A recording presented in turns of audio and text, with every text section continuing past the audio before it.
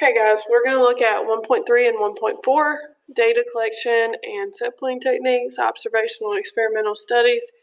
This is the last two sections in Chapter 1, so we're really just finalizing Chapter 1. We're going to talk about a few different things, and I just kind of want to discuss at first some different data collection methods. This by no means is all of them, but it is a good portion of different types of data collection methods. Now, when our book was written, this was new stuff, but nowadays we know that there are other types of data collection methods, but we're going to talk about these. We're going to list some pros and cons. Now, you could list other pros and cons that I don't list. I'm just going to give you a few just to give you an idea. Okay, so on this first one, if we're doing a telephone survey, that's where somebody calls and asks questions through the telephone. So some pros of that would be that it's cheap because you don't have to pay for it. You just, make a phone call. You already pay your phone bill. It would be quick because you should get an immediate response if they answer. And also you can actually hear their voice, so you could hear their tone of voice.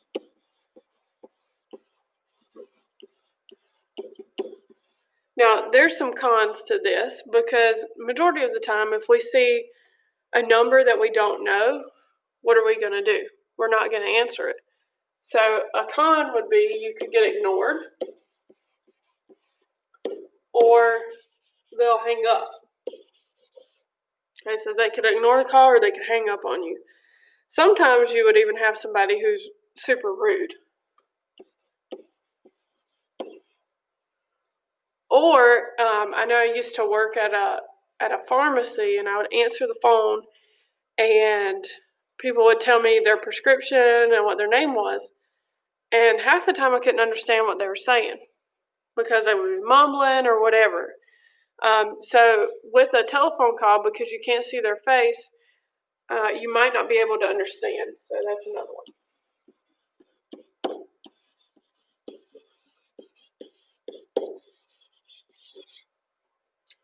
Okay, so for a mailed survey, this is when you get like a questionnaire through the mail. And nowadays, this would probably be more accurately displayed as an emailed survey. But for this purpose, let's talk about actual like snail mail survey in the post box. Okay, so mailed surveys, a pro to it in some cases is that there is no face-to-face. Okay, so you don't really have to worry about meeting up or anything like that. Also, the people have time to answer.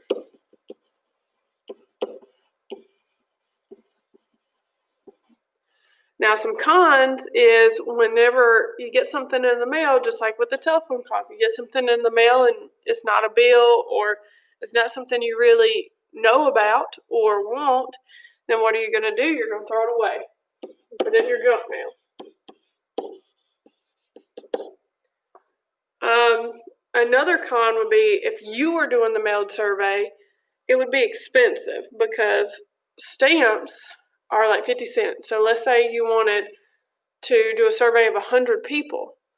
Well, 50 cents 100 times is a lot of money. Okay, so it would get very expensive because let's think about it. If I want 100 responses, I'm going to have to send out more than 100 because some people are going to throw it away. So stamps makes it expensive.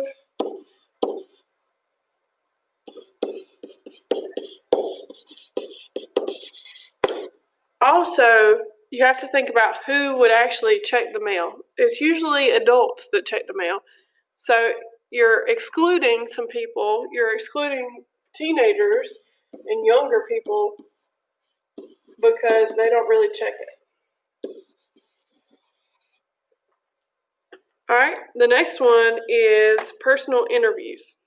This would be like if I was sitting down in front of somebody and doing an interview, asking them questions. Okay, so a pro to it would be it's face-to-face. Meaning I can see their reactions and things like that, and so I can kind of read it. Another pro to that would be that it's cheap. You don't really have to spend a whole lot to sit down with somebody and ask questions, and you can get more in depth.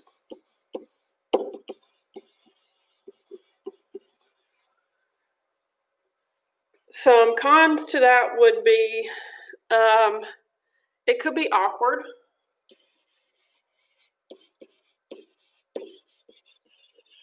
And some people have anxiety and they really just don't like to sit down with people. So that could be something there. And you have to come up with a time to meet and things like that. So that's not always easy. All right, surveying records. Now this year, the country actually did a surveying record, which is like a census. Okay. A pro to it is that it's very accurate information. A con to it is it's time consuming.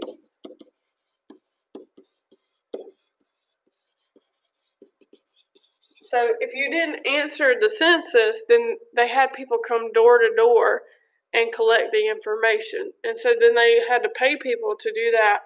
And it just becomes very time consuming, but in the end it is very, very, very accurate. All right, so direct observation. This is like if I was just watching something happen. I'm not getting involved. I'm just watching. So in this case, and we'll talk about this more, you're less likely to sway any results.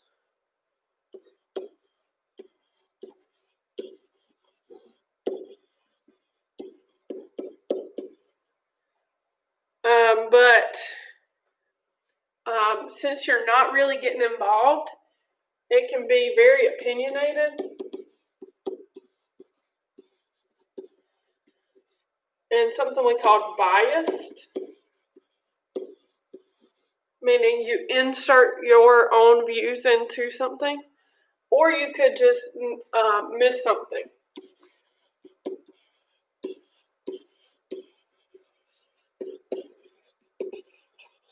When I think of a direct observation, a lot of times I think about a reporter. So if you were a reporter that had to go and watch a ball game or some type of an event and you had to report on it, you can't really get involved in the event. You're just reporting on what you saw. So you're not really swaying the results by being there, but in the end, you offer your opinion and your bias, and you could miss something. So that is our different data collection methods. Now we're going to talk about some sampling techniques, and you're going to need to know how to differentiate between these. Okay, so the first one is random sampling.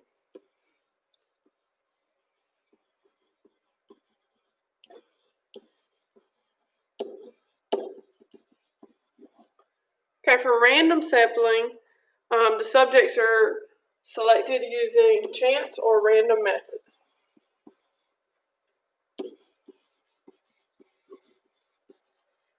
This is like if we put everybody's name into a hat or a bowl, and then we drew a name out at random. That's a random sampling. So everything has equal chance, and then you pull it out. That's a random sample. Okay, so on the next page, the next type of sampling is systematic.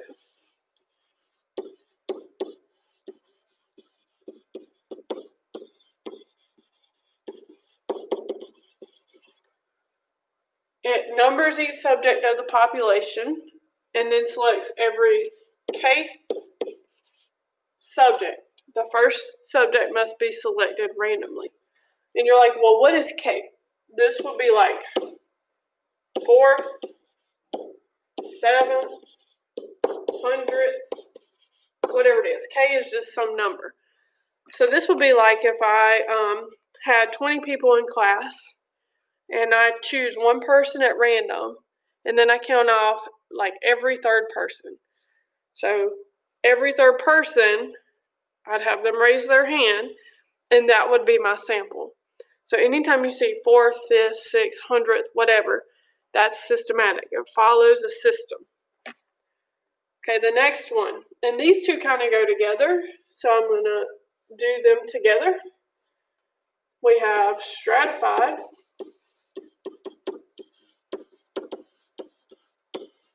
sampling, and we have cluster sampling.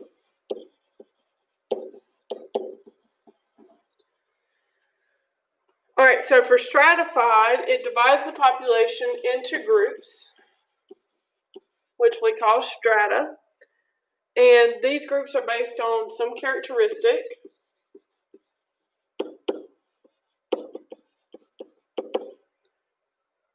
And that characteristic is usually important to the study. Now, cluster, it does kind of the same thing. It says subjects are selected using an intact group.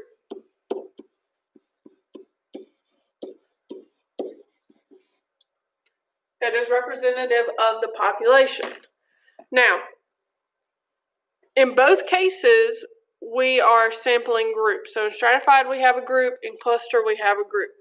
The main difference is that in stratified, it says it divides the population into groups according to some characteristic. Then subjects from the group are selected at random. Okay, so after the groups are picked, then they do a random sample. So for stratified, they sample the groups.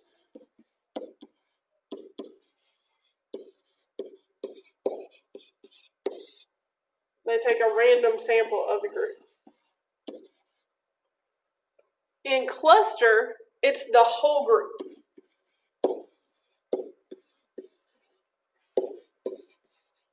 Okay, so the difference would be, if I was saying that I was sampling the school, Beaufort High School.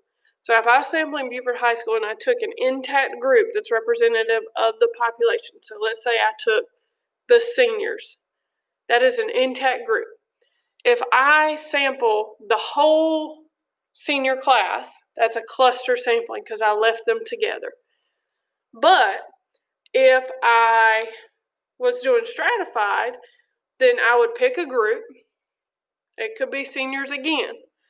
I could say, okay, my intact group, my group for the stratified is going to be the seniors, but then I'm going to select 50 seniors at random to be my sample.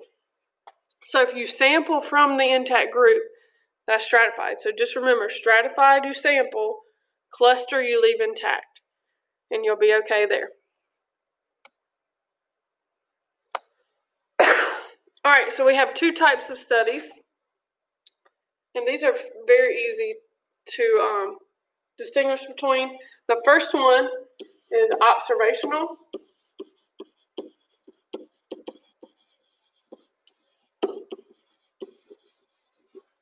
And this is where a researcher merely observes or watches what is happening and then tries to draw conclusions.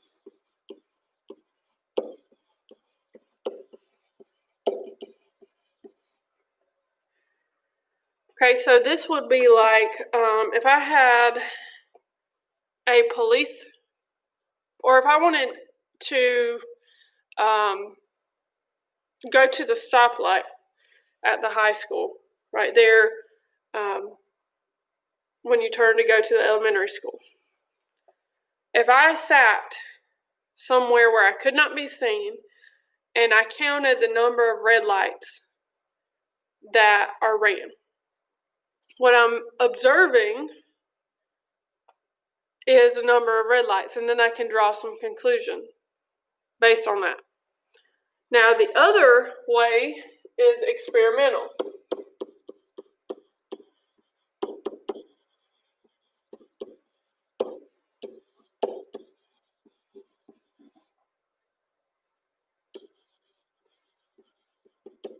In this case, the researcher manipulates or gets involved in some way.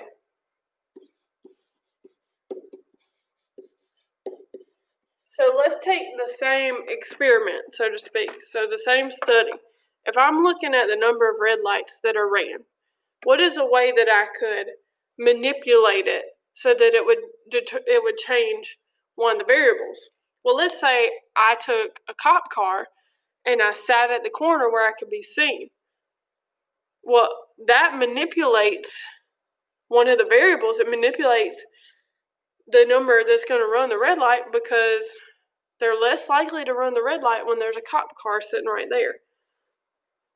Okay, so anytime the researcher gets involved in the study or does something besides just watching, it's considered experimental.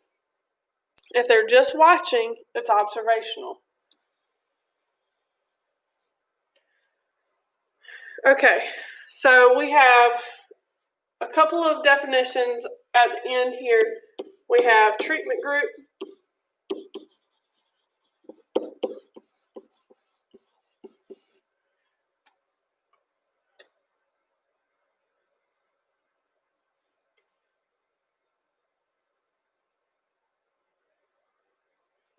Oh, just kidding. Further down. Sorry if you wrote that in. We have independent variables, which you should know from Algebra 1, independent variables. That is a variable that is being manipulated by the researcher. And then you have dependent variables.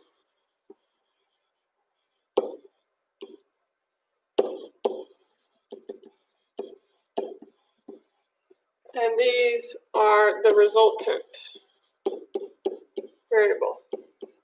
Okay, so just remember, what does it mean to be independent? If you are independent, then you stand alone. If you are dependent, then you depend on something else.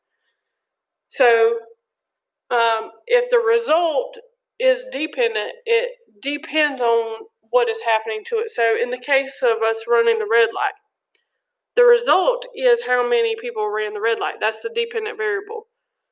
The independent variable is the cop car, because that's what I manipulated, the cop car.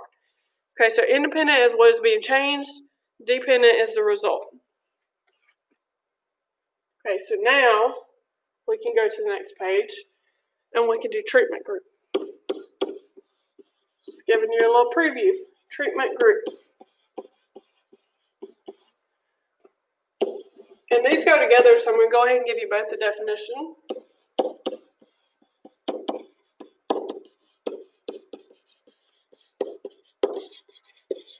Okay, so the treatment group is given special instructions, and then we have a group called the control group. And the control group does not receive special instructions.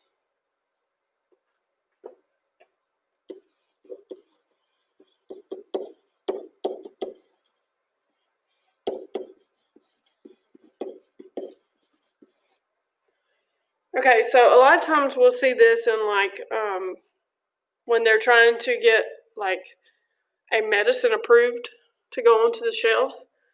So you might have two different groups come in, and you have them in separate rooms. And let's say I have a diet pill that I am trying to get approved. For my treatment group, I'm going to go to them and I'm going to say, I need you to take this pill once a day for 30 days, and it is a diet pill. And then come back and we'll measure your results. So they received their special instructions and some special information that it was a diet pill. The control group, I'm going to give them the pills and say, okay, here's the pills. This is what we're studying. I'm going to need you to come back in 30 days and we'll measure the results. I told the treatment group that it was a diet pill. I did not tell the control group. So what is the treatment group more likely to do? They're they're more likely to diet and exercise. The control group is not. So it gives us both views. Okay, so that is our sampling techniques and types of data.